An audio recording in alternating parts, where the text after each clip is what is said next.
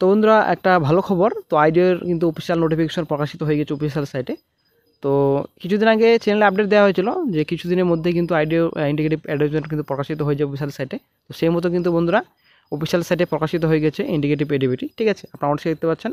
আমরা বর্তমানে এখন অফিসিয়াল সাইটে রয়েছে, পিএসসির সাইটে ভিজিট করবেন। ভিজিট করার পর ভিউ অপশনে ক্লিক করবেন। ক্লিক করার পর নতুন একটা পেজ ওপেন হবে। আপনারা অবশ্যই দেখতে পাচ্ছেন indicative announcement regarding industrial development officer in the directorate of micro small medium enterprises under the micro small medium enterprises and textile department government of West Bengal. ADP number দেখতে পাচ্ছেন 15/24।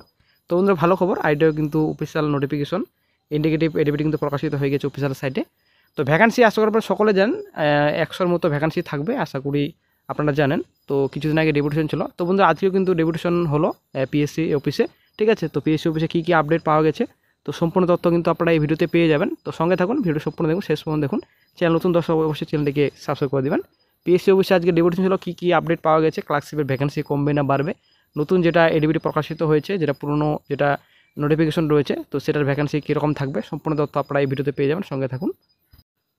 আপনারা অবশ্যই দেখতে পাচ্ছেন public service commission west Bengal 161 SP Mukherjee road Kolkata 73026 indicative advertisement number 15/24।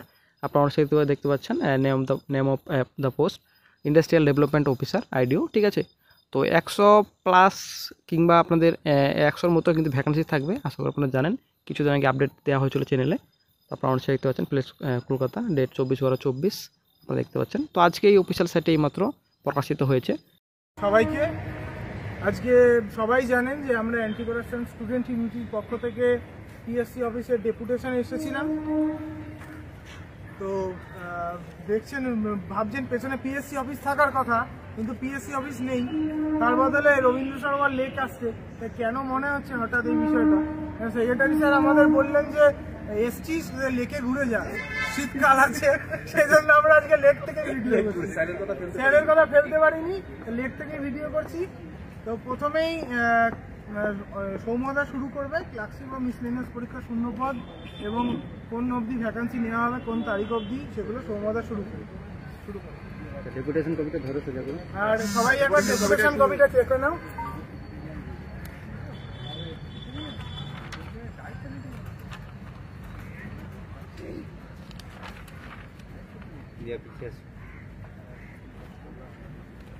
হ্যাঁ, তা যা বলছিলাম, আমাদের যেটা প্রত্যেকেই একটা কোয়ারি ছিল এবং চিন্তা ছিল যে আমরা আমাদের ক্লার্কশিপ বা মিসলেনিয়াসের ভ্যাকান্সি কমবে কি কমবে না, বা কেমন আছে না আছে। আমরা এর আগের বার ডেপুটেশনে আমরা যা জানতে পেরেছিলাম, আজও আমাদের সেক্রেটারি স্যার একই কথা বললেন যে মোরলেস ওরকমই একই ভ্যাকান্সি থাকবে এবং ভ্যাকান্সি কমার কোনো সম্ভাবনা নেই, সেটাই বললেন। এবং সেটা 2023-এর ডিসেম্বর অবধি কালেক্ট করা হবে 23-এর রিক্রুটমেন্টটা। আর যেটা 24-এর রিক্রুটমেন্টের ইন্ডিকেটিভ অ্যাডভার্টাইজমেন্ট আমরা পেয়েছি, সেটার ভ্যাকান্সিটা 2024-এর ডিসেম্বর থেকে কিন্তু পিএসসি ভরবে সেটা। আর আরেকটা যেটা আছে WBCS 22-24 জানুয়ারি থেকে ডিসেম্বর, মানে জানুয়ারি থেকে আরো অ্যাড হবে, এবং স্যার এটাই বলেছেন যে আমি যদি নতুন করে 500-600 ভ্যাকান্সি পাই, তাহলে আমি কেন রিক্রুটমেন্ট করবো না। সেই জন্য ইন্ডিকেটিভ অ্যাডভার্টাইজমেন্টগুলো উনি বার করে দিয়েছেন, বা আমাদের পিএসসি বার করেছেন। আর 2022-এর WBCS এর ক্ষেত্রে আমরা জানি প্রত্যেকেরই এবি গ্রুপের রেজাল্ট অলরেডি পাবলিশ হয়ে গেছে এবং তার ইন্টারভিউ মোস্ট প্রবাবলি 8 থেকে 10 জানুয়ারি থেকে শুরু হচ্ছে, এটাই। আর এরপরে যা ইন্ডিকেটিভ অ্যাডভার্টাইজমেন্ট বেরোনোর কথা আছে, সেটা অনেকে কিছুটা বলবে। আচ্ছা, ইন্ডিকেটিভ অ্যাডভার্টাইজমেন্ট যেগুলো আছে সেগুলোর মধ্যে প্রথম কথা হচ্ছে স্যারের ব্যাগটা ধরে না, ইন্ডিকেটিভ অ্যাডভার্টাইজমেন্ট যেগুলো আছে সেগুলোর মধ্যে আইডিও যেটা আছে, আইডিওতে মোটামুটি ভ্যাকান্সি যেটা আছে সেটা 93টা ভ্যাকান্সি আগে যেটা স্যার বলেছিল 100-র কাছাকাছি, তা স্যার বললেন যে 93টা ভ্যাকান্সি বেরোবে। আর সেটা আজকেই বের করে। আর motor vehicles inspector, fire operator এখনো কোনো ইয়ে হয়নি, এটা কোনো ব্যবস্থা নেওয়া যায়নি এখনো, সেই জন্য স্যার বলছে এটা একটু লেট হবে।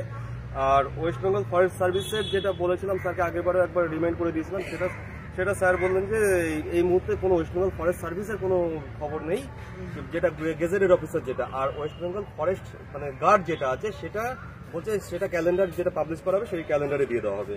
আর মোটর ভেহিকলস ইন্সপেক্টর এটাও বলেছিলাম স্যারকে, স্যার বলছে যে এগুলো সব ওই ইন্ডিকেটিভ অ্যাডভার্টাইজমেন্ট বেরোবে, এগুলো হচ্ছে ওই ক্যালেন্ডার যেটা পাবলিশ হবে 2025-এর যে ক্যালেন্ডার পাবলিশ হবে সেই ক্যালেন্ডার সমস্ত কিছু দিতে হবে। আর আরেকটা জিনিস যেটা সেটা হচ্ছে আমি স্যারকে একটা পার্সোনাল রিকোয়েস্ট করেছিলাম, সেটা হচ্ছে ফায়ার অপারেটর যে পরীক্ষাটা আছে সেটার বয়স হচ্ছে সবচেয়ে পিএসসি যে কটা অ্যাডভার্টাইজমেন্ট আছে সবচেয়ে কম এজ হচ্ছে 27 ফায়ার অপারেটরের। তা সেই ক্ষেত্রে যদি ওটা একটু বয়স বাড়ানো যায় 35 বা 40, মানে ম্যাক্সিমাম তো সব 39 বা 40 পর্যন্ত আছে, তা সেইটা যদি কোনো কারণে যদি 40 মানে রিকোয়েস্ট করে যদি 35 বা 36 বা 39 পর্যন্ত করা যায় সেক্ষেত্রে। তো স্যার বললেন যে দেখো এটা তো ফিজিক্যালের ব্যাপার থাকে, যেহেতু ফিজিক্যালের ব্যাপার রয়েছে সেহেতু এটা এইভাবে কিছু বলা যাচ্ছে না, তবে যদি বাড়ানো যায় সেক্ষেত্রে আমরা চেষ্টা করবো যে যদি বাড়ানো যায় সেক্ষেত্রে এটা 35 পর্যন্ত হতে পারে বা তার বেশি হতে পারে। যাই হোক, বাকি যেটুকুনি আছে অগ্নিও বলছে।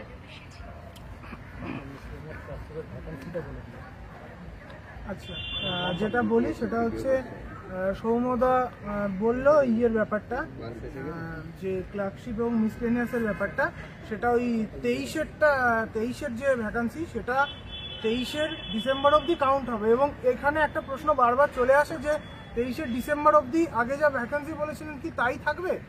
তখন স্যার বললেন যে 23-এর ভ্যাকান্সি যেটা রিপোর্ট হয়েছিল সেটাই মোটামুটি অ্যাসাম করে ওটা বলা হয়েছিল, মোটামুটি মোরালেস ওটা থাকবে। এবার এই প্রসঙ্গে যেটা আসছে সেটা হচ্ছে আমরা তখন বলি যে স্যার আপনি ভ্যাকান্সিগুলো সরাসরি ওয়েবসাইটে দিয়ে দিন, তাতে সবার ডাউটটা ক্লিয়ার হয়ে যাবে। তো উনি বললেন যে প্রচণ্ড চাপ চলছে, উনি আজকে প্রচণ্ড ব্যস্ত চলছিলেন, প্রচুর ফাইলে সাইন করছিলেন। আজকেও ইতিমধ্যেই আপনারা দেখতে পাবেন যে জুনিয়র ইঞ্জিনিয়ারের যে 4th পেজের যে ইন্টারভিউ নোটিশ দেখবেন, আমাদের সঙ্গে বললো, মানে আমরা ভেতরে ছিলাম তখনই উনি বললো যে নোটিশ চলে আসবে, সম্ভবত ওটা 7 তারিখ থেকে মনে হয় ডেট দিয়ে দিয়েছে। তো জুনিয়র ইঞ্জিনিয়ারের নোটিশের ডেট মানে ইন্টারভিউ ডেট এবং লিস্টও চলে এসেছে, ক্যান্ডিডেট লিস্ট, একবার চেক করে নেবেন। আর এই ক্ষেত্রে মানে ক্লার্কশিপ মিসলেনিয়াস উনি যেটা বললেন মোটামুটি জানুয়ারির মধ্যে দিয়ে দেবেন, এবং 3rd উইক হোক বা 2nd 3rd উইক বা 4th উইক মধ্যে উনি মোটামুটি চেষ্টা করবেন যে পুরো ভ্যাকান্সিটা ডিসক্লোজ করে দেওয়ার। এবার ওনার কথা অনুযায়ী আগে যে আমাদের যা ভ্যাকান্সি বলেছিলেন আগের ডেপুটেশনগুলিতে সেই ভ্যাকান্সি মোটামুটি থাকবে, এই এরকম আভাস উনি দিলেন। আর এর মোটামুটি এই ব্যাপারটা গেল। আর ক্লার্কশিপ আর মিসলেনিয়াসের, আচ্ছা মিসলেনিয়াসের রিভাইসড অ্যান্সার কি ব্যাপারটা, যেটা রিভাইসড অ্যান্সার কি বললো ডেট শেষ হয়ে গেছে, আমরা হ্যাঁ আমরা বললাম 16 তারিখ অবধি শেষ হয়ে গেছে। তো উনি বললেন জানুয়ারির মধ্যে চলে আসার কথা রয়েছে, অলরেডি কারেকশনের জন্য চলে গেছে এবং যারা চেক করে তাদের কাছে চলে গেছে।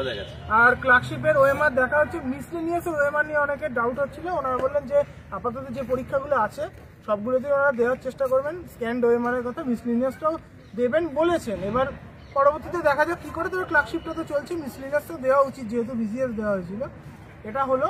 আর রেজাল্ট মোটামুটি ওএমআর ওই ফেব্রুয়ারি মার্চ করে বেরোতে পারে, আর মিসলেনিয়াসের রেজাল্ট অবশ্যই আগে আসবে, সেটা সম্ভবত ওই মার্চ এপ্রিল করে সম্ভবত আসতে পারে। মানে উনি সরাসরি ডেট কিছু বলেননি, একটা আভাস দিয়েছেন ওই উচ্চ মাধ্যমিকের পর আগে যেটা বলেছে এক্সাম ক্যালেন্ডারে ওটা দিয়ে দেবেন। আচ্ছা, এক্সাম ক্যালেন্ডারে যে প্রসঙ্গটা আসলো, আগের বারও আমরা বলেছিলাম যাতে মেন্স প্রিলি এবং সম্ভব হলে ইন্টারভিউর ব্যাপারটাও দিয়ে দেয়, তো ওনারা বলেছিলেন হ্যাঁ ওটা তো চেষ্টা করবেই, ইন্টারভিউটা অ্যাড করে দেওয়া, মেন্স আর প্রিলি থাকবে। তো এবার বললেন যে হ্যাঁ গোটাটাই থাকবে এবং এক্সাম ক্যালেন্ডার আরও বেশি ডেভেলপ হবে।